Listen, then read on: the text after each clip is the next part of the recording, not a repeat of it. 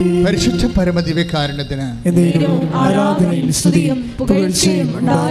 ഉടമ്പടിയുടെ ഒരു അറ്റ്മോസ്ഫിയർ അല്ലെങ്കിൽ ദൈവാകർഷണത്തിൻ്റെ ഒരു പശ്ചാത്തലം ക്രിയേറ്റ് ചെയ്തെടുക്കണം.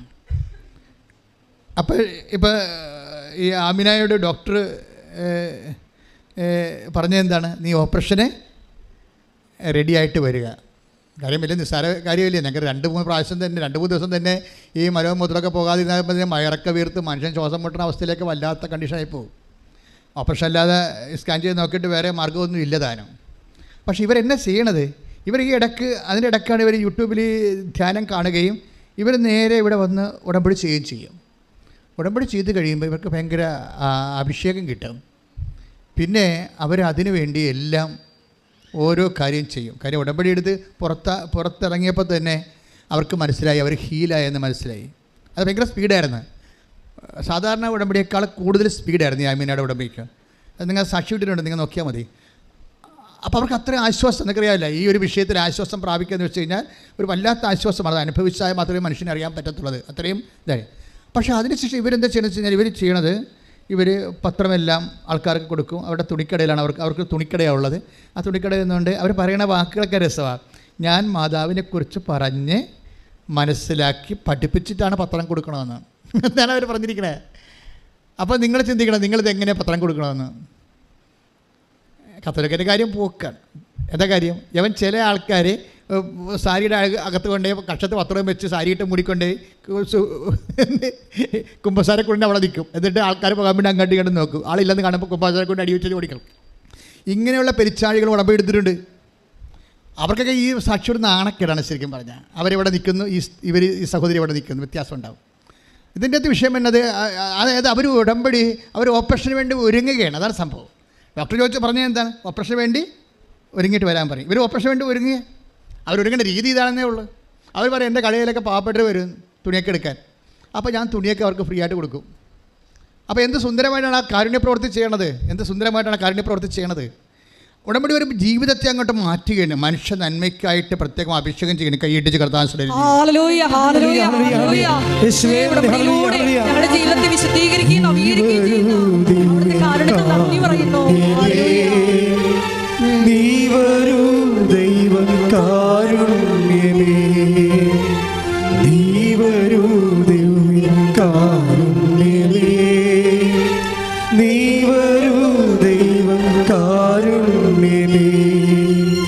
ജീവിതം നിന്റെ കാരുണ്യമേ, ജീവനേ നിത്യ കാരുണ്യമേ, ജീവിതം നിന്റെ കാരുണ്യമേ, ജീവനേ നിത്യ കാരുണ്യമേ. പരിശുദ്ധ പരമദിവ്യകാരുണ്യത്തിന് ആരാധനയും സ്തുതിയും പുകഴ്ചയും ഉണ്ടായിരിക്കട്ടെ. അപ്പോൾ എന്നിട്ട് ഡോക്ടറുടെ അടുത്ത് ചെല്ലും. അപ്പോൾ ഡോക്ടർ ചോദിച്ചും, ഓപ്പറേഷൻ എല്ലാം റെഡി ആയിട്ടല്ലേ വന്നിരിക്കണത്? അപ്പോൾ അവർ പറയും, ഞാൻ റെഡി ആയിട്ടാണ് വന്നിരിക്കുന്നത് ഡോക്ടറെ. എന്ന് വെച്ച് കഴിഞ്ഞാൽ അവരുദ്ദേശിക്കുന്നത് എന്താണ്? ഞാൻ ആത്മീയമായിട്ടൊക്കെ ഒരുങ്ങി. എന്നിട്ട് ഡോക്ടർ പറയും, എങ്കിലും ഡോക്ടർ ഒന്ന് സ്കാൻ ചെയ്യണം. അപ്പോൾ ഡോക്ടർ ചോദിക്കും, എന്നാണ് സ്കാൻ ചെയ്യണം? നമ്മളെല്ലാം സ്കാൻ ചെയ്ത് കറക്റ്റാക്കിയതല്ലേ? അതല്ല ഡോക്ടർ, ഞാനൊരു പ്രാർത്ഥന ചെയ്യുന്നുണ്ട്, അതാണ് വിഷയം. ഇത്രയും വിശ്വസിക്കാൻ കഴിയണം. ഞാനൊരു പ്രാർത്ഥന ചെയ്യുന്നുണ്ട്, അപ്പോൾ ദൈവം എന്നെ സുഖപ്പെടുത്തിയിട്ടുണ്ടെന്ന് എൻ്റെ മനസ്സ് പറയുന്നുണ്ട്. അപ്പം സ്കാൻ ചെയ്യുമ്പോൾ ഡോക്ടറിനത് മനസ്സിലാകും. അതുപോലെ ഡോക്ടർ അവരെ വിശ്വസിക്കും. സ്കാൻ ചെയ്ത് നോക്കിയപ്പോഴേ ഈ പറഞ്ഞ സിസ്റ്റ് കാണാനില്ല. ശ്രദ്ധിക്കട്ടെ. വിശ്വസിക്കുന്നവരോട് കൂടെ പ്രവർത്തിക്കുന്ന അവിടുത്തെ സാന്നിധ്യത്തിന് നന്ദി പറയുന്നു. ഹല്ലേലൂയ.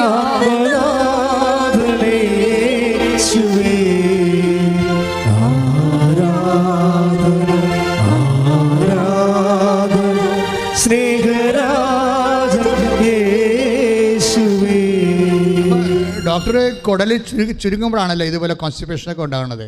അപ്പം അതിനും അതുപോലെ അകത്ത് സിസ്റ്റം, മാംസം, PCOD, അങ്ങനെ പല വിഷയങ്ങളൊക്കെ ഉണ്ടാകുമ്പോഴുണ്ട്. ഇതൊക്കെയാണ് സിസ്റ്റം എന്തൊക്കെ സ്കാനിൽ എന്തൊക്കെ കണ്ടിട്ടാണ് ഓപ്പറേഷൻ ചെയ്യണമെന്ന് പറഞ്ഞത്. പക്ഷേ ഇപ്പോൾ ഇവർക്കറിയാം, ആ ഉടമ്പടി തൈലം ഇവർ കൃത്യമായിട്ട് വയറ്റിൽ അപ്ലൈ ചെയ്യും, വിശ്വാസപ്രമാണം ചൊല്ലിയൊക്കെ. അപ്പോൾ വയറ്റിൽ നിന്നുള്ള എല്ലാ കെട്ടിക്കിടക്കുന്ന മലവും മൂത്രവും ഒക്കെ പുറത്തു പോകും. അതങ്ങനെ രക്ഷപ്പെടണത്. അതുകൊണ്ടാണ് ഇവർ ഇത്രയും കൃത്യമായിട്ട് പറയാൻ കാരണം.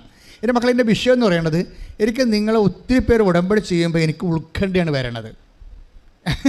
എനിക്ക് സന്തോഷത്തെക്കാൾ ഒരു ഉത്കണ്ഠയാണ് വരണം. എന്നുവെച്ചാൽ ഇതൊക്കെ അറിഞ്ഞുകൊണ്ടാണ് ഇതൊക്കെ ചെയ്യണത്. അതാ ചുമ്മാ ആൾക്കാരുടെ ഈ തിരക്ക് കാരണം ഓരോരുത്തരും സുഖപ്പെട്ടതും ഫേസ്ബുക്കിൽ അതുപോലെ യൂട്യൂബിലൊക്കെ കണ്ടിട്ട് ഒരു പരീക്ഷിക്കാൻ വേണ്ടി, എന്നാൽ പിന്നെ ഞാനായിട്ട് ഉടമ്പടി എടുക്കാതിരിക്കണത് എന്തിനാണ്, ഞാനും എടുത്തേക്കാന്ന് പറഞ്ഞുകൊണ്ട് അങ്ങനെ എല്ലാവരും പോകുന്നു. അതുകൊണ്ട് ഞാനും എടുക്കണമെന്ന രീതിയിൽ യാന്ത്രികമായിട്ട് എടുക്കണമെങ്കിൽ അവർ കുറച്ചുകൂടി ഈ സാധനം പഠിക്കണം എന്ന് എൻ്റെ ഒരു അപേക്ഷ. നിങ്ങൾ പഠിക്കണം. 2 തരത്തിൽ നമുക്ക് പഠിക്കാൻ പറ്റും. സാക്ഷ്യം കേട്ടാൽ പഠിക്കാൻ പറ്റും. പിന്നെ എന്ത് പഠിക്കാൻ പറ്റും? പിന്നെ സാക്ഷ്യം കേട്ടാൽ പഠിക്കാൻ പറ്റും. പിന്നെ ഉടമ്പടി ധ്യാനം കേൾക്കുമ്പോൾ പഠിക്കാൻ പറ്റും.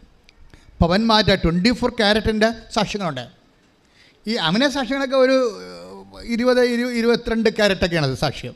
പക്ഷേ 24ൻ്റെ തനി തങ്കം പിടിച്ച സാക്ഷ്യങ്ങളുണ്ട്. എന്താ കാര്യം? അത് ഈ ആഴ്ചയിൽ വന്ന സാക്ഷ്യങ്ങൾ വന്ന് സാക്ഷ്യം തനി തങ്കം മാറ്റാൻ. അതുപോലെ അഗസ്റ്റിൻ്റെ സാക്ഷ്യമാണ് വയനാട് നിന്ന്.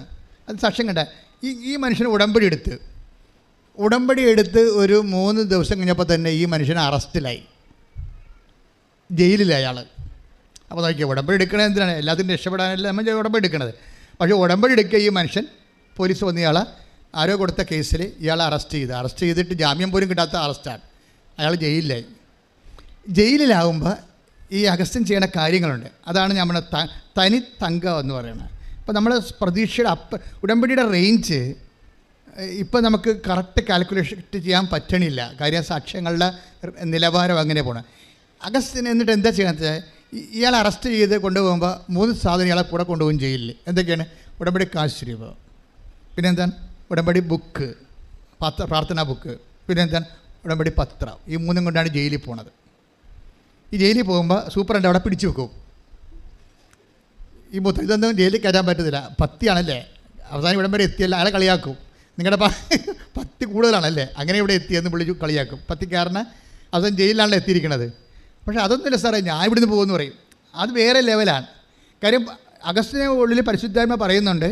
അതാണ് പ്രശ്നം. നമുക്ക് അതായത് നമ്മൾ ഉടമ്പടി എടുക്കുമ്പോൾ ദൈവമായിട്ട് നമ്മൾ നല്ല ഓക്കെയാണ്, സിൻസിയർ ആണെങ്കിൽ പരിശുദ്ധാത്മാവും നമ്മുടെ ഉള്ളിൽ നിന്ന് നമുക്ക് കമ്മ്യൂണിക്കേഷൻ എല്ലാ കമ്മ്യൂണിക്കേഷൻ നഷ്ടപ്പെട്ടാലും, ഇപ്പം മണിപ്പൂരൊക്കെ ഇത്രയും വലിയ വംശഹത്യ നടക്കുമ്പോഴും അവിടെ എന്തുകൊണ്ടാണ് ഒത്തിരി പേര് സർവൈവ് ചെയ്യുന്നത്?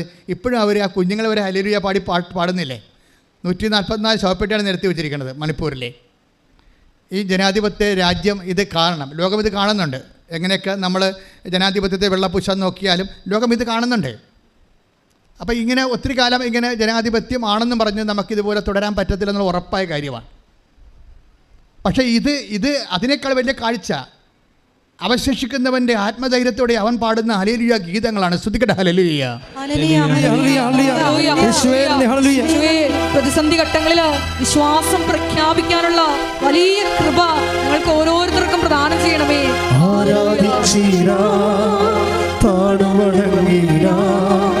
ആശ്രയിച്ചിടാ ദിവ്യകാരുണ്യത്തെ, ആരാധിച്ചിടാ താടുവടങ്ങിടാ, ആശ്രയിച്ചിടാ ദിവ്യകാരുണ്യത്തെ.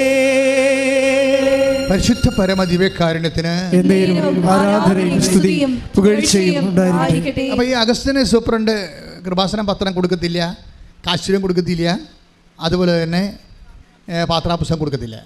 അയാൾ വിലങ്ങ് വെക്കപ്പെട്ടവനായിട്ട് ജയിലിൽ തള്ളും. ജയിലിൽ തള്ളുമ്പോൾ അദ്ദേഹം അവിടെ നിന്നുകൊണ്ട് എല്ലാ സമയത്തും അറിയാവുന്ന ഉടമ്പടി പ്രാർത്ഥന ജപമാല മനസ്സിലുണ്ട്.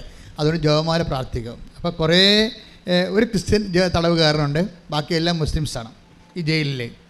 അപ്പോൾ ഇവൻ ക്രിസ്ത്യൻ തടവുകാരനോട് പറയും, നിനക്ക് ജപമാല അറിയാവോ? അറിയാൻ പാടില്ലെങ്കിൽ ഞാൻ നിനക്ക് പഠിപ്പിക്കാം. ജയിലിലാണേ. ഉടമ്പടി എടുത്തത് വേറെ വിഷയമാണ്. കർത്താവിനെ വിളിച്ചിരിക്കുന്ന ജയിലിൽ വചനപ്രഘോഷണത്തിലാണ്. ഇതാ വിഷയം. അതവനത് മനസ്സിലാകുന്നുണ്ടത്. അതുകൊണ്ട് ജയിലിൽ ചെന്നിട്ട് സഹ തടവുകാരെ ജപമാല പഠിപ്പിക്കുകയും. എന്നാ വിശ്വാസമാണ് എനിക്ക് ഉടമ്പടി എടുത്ത് 90 ദിവസമായി. എന്നിട്ട് മകളെ പറ്റില്ലെന്ന് പറഞ്ഞ് നടക്കുന്ന അമ്മമാരില്ലേ, ഇത് കേൾക്കണം. എന്നിട്ട് മോന്തം കയറ്റി നടക്കുന്നവരില്ലേ, ഈ സാക്ഷ്യം കേൾക്കണം. നിങ്ങൾക്ക് വേണ്ടിയുള്ള സാക്ഷ്യം. നിങ്ങളുടെ വയറ്റിപ്പഴപ്പിന് വേണ്ടി മാത്രം ഉടമ്പടി എടുക്കുകയാണ്. ദൈവത്തിനെ നിങ്ങൾ മാർജിനലൈസ് ചെയ്യുന്നു. ദൈവത്തെ മാറ്റി നിർത്തിക്കൊണ്ട് നിങ്ങളുടെ കാര്യം മാത്രം നടന്നാൽ മതി എന്ന് ചിന്തിക്കുന്നവർക്ക് ഈ ജന്മത്തെ കാര്യം നടക്കത്തില്ല. ശ്രുതിക്കട്ടെ ഹല്ലേലൂയ. ഉടമ്പടിയിലൂടെ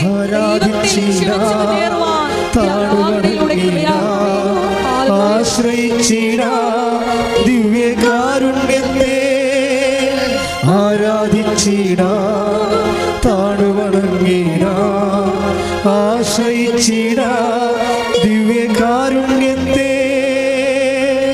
അപ്പോൾ അഗസ്ത്യൻ ഒരു പ്രാർത്ഥന കർത്താവിനോട് ഉടമ്പടി ഇല്ലാത്തൊരു പ്രാർത്ഥന പ്രാർത്ഥിക്കും. എന്താ പ്രാർത്ഥന? കർത്താവെ, നിന്നെ ഞാൻ വിളിച്ചപേക്ഷിക്കുകയാണ്. നിന്നെ വിളിച്ചപേക്ഷിച്ചതിനാണ് എന്നെ ആക്ഷേപിച്ചത്. എന്നെ ആക്ഷേപിച്ചിട്ട് സൂപ്രണ്ടിൻ്റെ മുമ്പിൽ കൂടി നീ ആരാണെന്ന് പ്രഘോഷിച്ചുകൊണ്ട് എനിക്ക് തിരിച്ചു പോകണം. അതാണ് അവൻ്റെ പ്രാർത്ഥന. അപ്പോഴും പ്രാർത്ഥിക്കുന്നത് എന്താണ്? ദൈവനാമം മഹത്വപ്പെടണമെന്നാണ് പ്രാർത്ഥിക്കുന്നത്. മനസ്സിലായില്ല? എൻ്റെ പിന്നീട് എന്താണ്? അതൊരു പ്രതികാരമൊന്നുമല്ല. ദൈവനാമം മഹത്വപ്പെടണം. എൻ്റെ ദൈവവേദനേ, ഈ അടയാളങ്ങൾ പോലും എന്തിനുള്ളതാണ്? നിങ്ങൾക്ക് ഉടമ്പടിയുടെ ഏറ്റവും ഷോർട്ട് കട്ട് എന്താണെന്നറിയാമോ?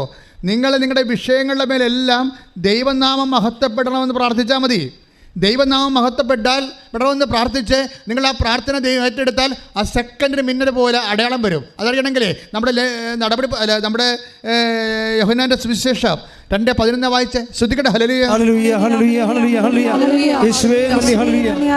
യോഹന്നാൻ 2:11 യേശു തന്റെ മഹത്വം വെളിപ്പെടുത്തുന്നതിന് പ്രവർത്തിച്ച അടയാളങ്ങളുടെ ആരംഭമാണ് ഗലീലയിലെ കാനായിൽ ചെയ്ത ഈ അത്ഭുതം. എൻ്റെ മക്കളെ, ഇതിൻ്റെ അകത്ത് അടയാളവും ദൈവത്തിൻ്റെ മഹത്വവും തമ്മിൽ ഇന്റർകണക്റ്റഡ് ആണ്. നിങ്ങൾ അടയാളം കാണിക്കണമെന്ന് പറയുന്നതിന് പകരം നിങ്ങൾ പറയേണ്ടത് കർത്താവേ, അങ്ങയുടെ നാമത്തെ മഹത്വപ്പെടുത്തണമേ എന്നാണ്. ഈശോ പ്രാർത്ഥിച്ചുകൊണ്ടിരുന്നത് അങ്ങനെയാണ്. പിതാവേ, അങ്ങയുടെ നാമത്തെ മഹത്വപ്പെടുത്തണമേ. പിതാവേ, സമയമായിരിക്കുന്നു പുത്രനെ അങ്ങേ മഹത്വപ്പെടുത്തേണ്ടതിന് പുത്രനെ അങ്ങ് മഹത്വപ്പെടുത്തണമേ. ശ്രദ്ധിക്കട്ടെ. ഹല്ലേലൂയ. യോഹന്നാൻ 17:1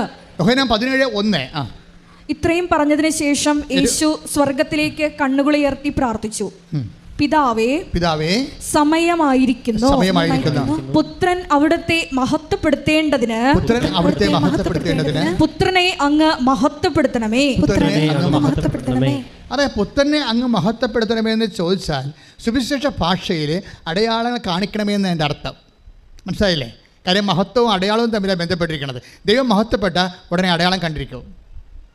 അപ്പോൾ നമ്മളും പ്രാർത്ഥിക്കേണ്ടത് എന്തിനാണ്? ദൈവമേ, അങ്ങയുടെ നാമത്തെ മഹത്വപ്പെടുത്തണമേ. ദാറ്റ് മീൻസ് അതിൻ്റെ അർത്ഥം എന്താണ്? അടയാളങ്ങൾ കാണിക്കണമേ. അതിൻ്റെ കാര്യം യേശു മഹത്വപ്പെടുന്നത് അടയാളങ്ങൾ കാണിച്ചുകൊണ്ടാണ്. അതാണ് യോഹന്നാൻ 2:11 എന്ന് പറയുന്നത്. അപ്പോൾ നിങ്ങൾക്കൊരു ദൈവാനുഭവം ഉണ്ടായിക്കഴിഞ്ഞാൽ അതിൻ്റെ അർത്ഥം എന്താണ്? അതിന് മുമ്പ് ദൈവം നിങ്ങൾ വഴി മഹത്വപ്പെട്ടിരിക്കുന്നുവെന്നാണ്. നിങ്ങളെ ദൈവത്തെ മഹത്വപ്പെടുത്താനുള്ള ഒത്തിരി ഹോം വർക്കുകൾ ഉടമ്പടിയിലുണ്ട്. ഉടമ്പടിയിലുള്ള അത്രയും ഹോം വർക്കുകൾ, ഗൃഹപാഠങ്ങൾ വേറെ ഒരു പ്രാർത്ഥനാ പദ്ധതി ഞാൻ കണ്ടിട്ടില്ല. പക്ഷേ അത് സത്യസന്ധമായിട്ടും ദൈവസ്നേഹത്തോടെ ചെയ്യണമെന്നേ ഉള്ളൂ. സത്യസന്ധമായിട്ടും ദൈവസ്നേഹത്തോടെയും ചെയ്യണം. നിങ്ങൾക്ക് ചിലക്ക് പറ്റുന്ന അബദ്ധം സാങ്കേതികമായിട്ട് ചെയ്യണം, സ്നേഹത്തോടെയല്ല. That is what is the wrong with you. അതായത് നിങ്ങൾ ചെയ്യുന്നുണ്ട് എല്ലാ കാര്യങ്ങളും, പക്ഷേ അത് ടെക്നിക്കലായിട്ട് ചെയ്യുന്നു. ഇന്ന കാര്യങ്ങൾ ചെയ്യണമെന്ന് പറഞ്ഞതുകൊണ്ട് ഇന്ന കാര്യങ്ങൾ ചെയ്യാമെന്ന് ഏറ്റതുകൊണ്ട് സാങ്കേതികമായി ചെയ്യുന്നു, വർക്കൗട്ട് ചെയ്യത്തില്ല. ഇതെല്ലാം ദൈവസ്നേഹത്തോടെ ചെയ്യണം. പ്രാർത്ഥിക്കുക, കർത്താവ് ദൈവമേ, സാങ്കേതികമായി ചെയ്യാതെ സത്യസന്ധമായ ദൈവസ്നേഹത്തോടെ എന്റെ ഉടമ്പടി ഗൃഹപാഠങ്ങൾ ചെയ്യാൻ